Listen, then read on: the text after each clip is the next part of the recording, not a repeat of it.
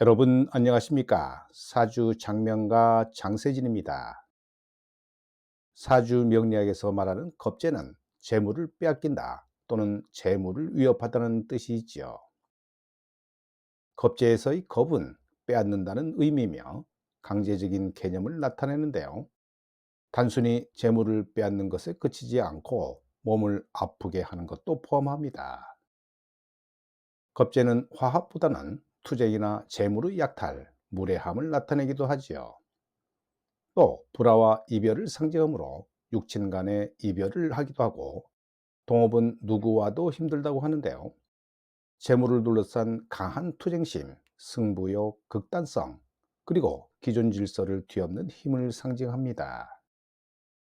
사주 구성에 따라 성공을 이루기도 하지만 실패를 겪을 가능성도 있다고 하는 겁재.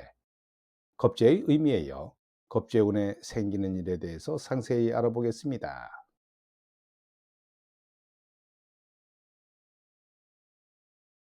먼저 겁재에 대해서 간단히 알아보고 넘어가지요. 겁재란 재물을 겁탈한다는 뜻으로 위협할 겁과 재물재를 쓰게 되는데요.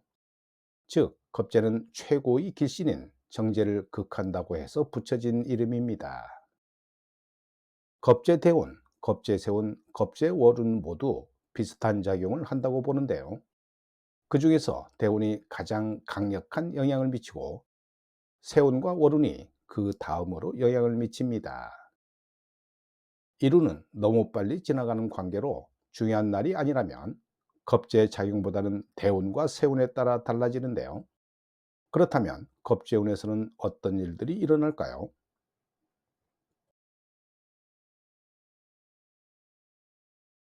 겁재운이 들어온 사람은 주변 경쟁자를 의식하고 인식하게 되지요. 겁재는 재물을 가져가는 도둑이라 해석하기도 하는데요. 도둑에게 빼앗기지 않으려면 내가 먼저 빼앗아 오기도 합니다. 이 시기에는 치열하게 경쟁하는 시기며 취업 준비생이나 학생이라면 합격을 위해 경쟁하는 시기가 되지요.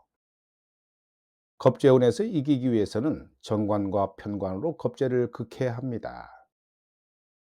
정관이 꾸준한 노력과 인내심이라면 편관은 한계를 뛰어넘는 엄청난 노력이라 할 수 있지요. 겁재에게 정관은 편관이 되는데요. 이 편관은 꾸준함으로 경쟁 상대를 꺾는 능력이 있습니다. 편관은 무리한 노력이라고 할 수 있지요. 무슨 일이든 적당히 쉬엄쉬엄 꾸준히 하는 것만큼 좋은 것이 없는데요. 그래서 편관보다는 정관이 겁재를 더욱더 잘 물리치는 습성이라 할 수 있습니다. 겁재는 육친적으로 이성관계가 되지요. 즉, 겁재운에는 내가 이성들과 많이 엮이고 그들이 내 시간과 재물을 빼앗아 가기도 하며 반대로 그들의 시간과 재물을 빼앗아 오기도 하는데요. 겁재는 형제라고도 해석하기 때문에 상속이 이루어지기도 합니다. 신약한 사주는 겁재운의 도움을 받기도 하지만 일반적으로 겁재운이 도래하면 돈이 모이지 않고 나가는 일이 많지요. 나의 경쟁자 힘이 매우 강한 상태이므로 내가 어떤 상태인지 계속 주시하고 있으며 호시탐탐 내 재물과 낙원을 빼앗거나 망치려고 기회를 노리는 상태가 됩니다. 내가 겁재운을 만났다면 경쟁심도 강해지겠지만 상대방을 인식하고 꺾기 위한 노력과 독립심과 경쟁심이 강해지는데요. 겁재운이 좋게 작용하면 그동안 흐지부지 하던 일을 밀고 나갈 수 있는 투지력이 생기는 것이고, 나쁘게 작용하면 그런 경쟁에서 패배하기 때문에 도태하기도 합니다. 겁재운에는 돈을 벌어도 나갈 일이 자꾸 생기고 물건들도 자주 고장나지요. 그동안 구매하지 못했던 물건을 구입하거나 혹은 미루던 일 중에서 고치거나 바꿔야 할 것들을 쇄신하는 시기이기도 하고, 또 나보다 나은 실력자이거나 나와 결이 다른 사람과 의기투합하고 단체나 조직을 결성하는 시기이기도 합니다. 사주 구조에 따라 내 의지가 들어간 모임인지 아니면 강제적인 모임인지에 따라 달라집니다. 겁재운의 키워드는 고집이나 자존심, 강제성, 독립심, 탈재, 분리, 부도, 과소비, 배타적, 사고관, 의심 등입니다. 겁재가 원국에 있거나 겁재운이 들어왔다면 홀로 독립하거나 자수성가하는 시기이지요. 20대에 겁재운이 들어왔다면 부모님 품을 떠나거나 홀로서기 사업을 하기도 하며, 조직 생활을 하는 사람은 동료와 경쟁을 하게 되고, 학생이라면 실력자가 많아서 경쟁을 하게 됩니다. 사업자는 겁재운을 주의해야 하지요. 경쟁 상태에 놓여지기 때문인데요. 내가 죽지 못하면 도태되고 죽는 시기라 상당한 노력이 필요하기도 합니다. 겁재운에서는 돈을 기본적으로 잃기 때문에 투자나 매수를 하기보다는 적금이나 예금, 안전자산 위주로 재산을 모으는 게 좋지요. 본인이 승리하면 비정기적인 수익을 갈취하게 되지만, 패배한다면 큰 돈을 잃는 시기이므로 겁재운에는 돈거래 등을 주의하는 것이 좋습니다. 겁재운에는 가족 간의 관계에서도 재물 분탈이 생기면서 돈이 자주 나가거나 내가 형제나 지인들에게 도움을 줘야 하지요. 집이나 자동차 혹은 생활용품의 고장이 자주 발생하는데요. 아무래도 흉신의 시기는 맞는가 봅니다. 그러나 겁재운이 무조건 좋다거나 나쁘다고 말하기에는 어려우므로 각자의 상황에 맞게 참고해서 처신하는 것이 좋습니다. 겁재운은 갑작스럽게 도둑을 만나는 시기이지요.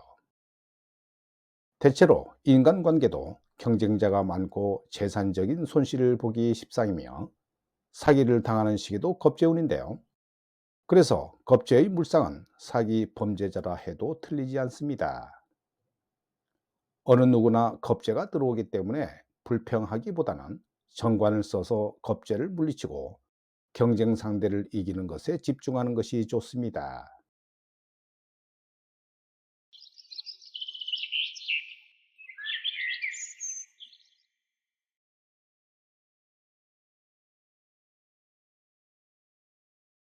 이 명조는 수월에 태어난 기해일주 여명인데요. 무술년 겁재운이 들어왔을 때 나타나는 현상에 대해 살펴봅니다.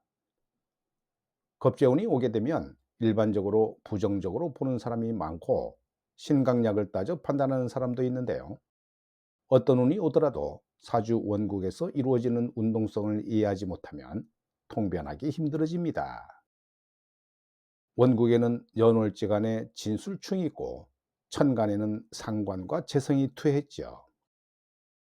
술년이 오게 되면 지지에서는 진술충을 유발하는데요. 이때의 변화는 직장 변동이나 이동 등을 예상해 볼 수 있고, 또 이성 문제의 출현을 예상해 볼 수 있습니다. 월지를 충했으므로 직장 변화는 예상이 가능하지만, 아무런 관련도 없는 이성 친구는 왜 나타난다고 했을까요? 이 명조에서의 관은 해중의 간목, 진중의 을목이 있지요. 이런 관성들만 보고 있으면 절대로 이해하지 못할 수도 있습니다. 제가 수차례 얘기한 바 있는데요. 이성 친구를 만나는 운은 재간 운이 아니더라도 다양하게 나타날 수 있는데요. 이 명조의 경우는 형충의 기본적인 결과물입니다.